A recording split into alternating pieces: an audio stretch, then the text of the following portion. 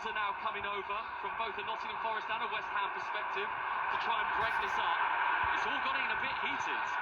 Yeah, I mean, Forest players just need to settle down. They've got so much to play for still. They don't need to get themselves booked, sent off. There's a massive game coming up. This game stays at 2-1. They've got such a big game coming up. They just need to get out of it. Stay away from it. Don't get involved. We're in the 104th minute of this game. I joked about not being able to get to the Emirates for the start of Arsenal-Newcastle at 4:30. The pushing and the shoving and the general discontent is still going on. There are little pockets of players that are coming together on that pitch, Nottingham Forest and West Ham players. And Nicholas Fulcrook is involved. Edson Alvarez, the West Ham midfielder, doesn't seem to want to let it go. Yeah, Murillo was involved with the initial sort of starting of it, as is the clearance is coming together. And there was a bit of a coming together after the clearance. I'm not sure, I think it was Alvarez, I think it was, and that's where it all starts from. There's a bit of toing and throwing, pushing and shoving. There didn't seem to be anything else. I don't think there'd be anything more than a yellow card. Right, Sam Barrett's got a bit of sorting out to do here. Murillo has been booked, the Nottingham Forest defender. Who else is getting a yellow card here? I think Morato's been called over. Yep, he's been yellow carded as well. So that's 2 Forest players that have gone into the book.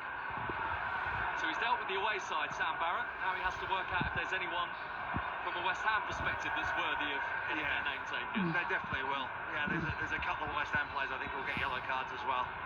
There we go. Soler, I think, is one of them. He's got a yellow card now, yeah. The referee's called him over. Yeah, Carlos Soler is trudging over in the direction of Sam Barrett. Yeah, looking for him as well. Is that the end of it all? He had to take a bit of instruction from his assistants there, Sam Barrett, and probably the views of the 4th official, Matthew Donoghue, as well, from the sidelines too, just to get to the bottom of everything that went on there. And I think that's him done in terms of yellow cards for now. Yeah, I'm not quite sure where he's going. I mean, he's going up the other end of the pitch. That's where the ball was, and the play stopped, of course. That's why he's going there. We just saw the replay of Nicholas Fulcrook's attempt on goal. I mean, he heads it so well that the only sort of criticism is it's just too close to the goalkeeper. It's right above the goalkeeper, and therefore that gives Sells an opportunity to make the save. Straight to the King Power, Leicester Ipswich. Pat. Second goal for Leicester from Casey McAteer. Nice composed move involving several players. Edge of the box, right foot, perhaps palm of the Ipswich keeper went down too early. Doesn't matter. It's Leicester 2, Ipswich 0. We've played 16 minutes of stoppage time here at London Stadium. 16 minutes, and we are still ongoing, and play has not yet restarted here, and it is going to begin with a dropped ball of some sort, because Sam Barrett's got the white ball with the blue lines around it in his left hand. He's holding it out in front of him, and he's going to restart play here by giving the ball, I think, back to Nottingham Forest inside their own half, and I imagine Milenkovic is just going to absolutely clobber this upfield. So I think he has to. Yep, that's exactly what's happened. It's dropped at his feet, and there's the full-time whistle. And Nottingham Forest have done what they needed to do today.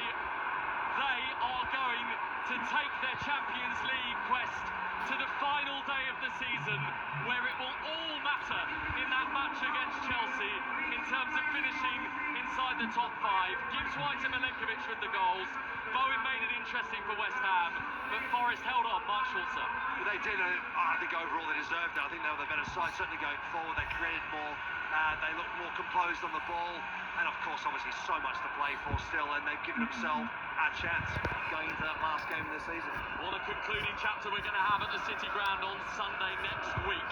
We'll have it all covered on 5 Live and on BBC Sounds, but Forest here at London Stadium have beaten West Ham United by 2-1. Massive win for Nottingham Forest. We'll bring you the permutations and as much reaction as we can at half-time at the Emirates. We're only 3 minutes away from kick-off in Arsenal against Newcastle. Meanwhile at Brentford, John Southall. 67 minutes played, Brentford 2, Fulham 1. Slightly quieter second half, just had Weiser on the left of the area, saved by Leno to his near post into the side netting. Brentford 2, Fulham 1. Dundee are doing what they need to. Gavin Wallace. Thanks to Lyle Cameron, they're up 1-0. Remember, he signed for Rangers. Not much happening in the second half, but that goal will ensure Premier League survival. 1-0 Dundee. Ross County leading by a goal to nil against Motherwell. That won't be enough though because of that Dundee scoreline. It's Kilmarnock 0, Hearts 0. The other live game in the Scottish Premiership. Boreham would have been promoted to the National League after victory over Maidstone. Scunthorpe lead Chester City by a goal to nil in the first half of the National League North playoff.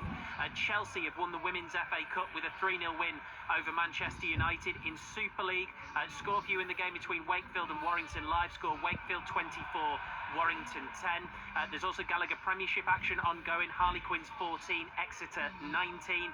In the Grand Prix Emilia-Romagna, Max Verstappen won ahead of Lando Norris and Oscar Piastri. We will bring you lots of reaction to the Premier League games at half-time, but there are still goals going in. John Southall. It's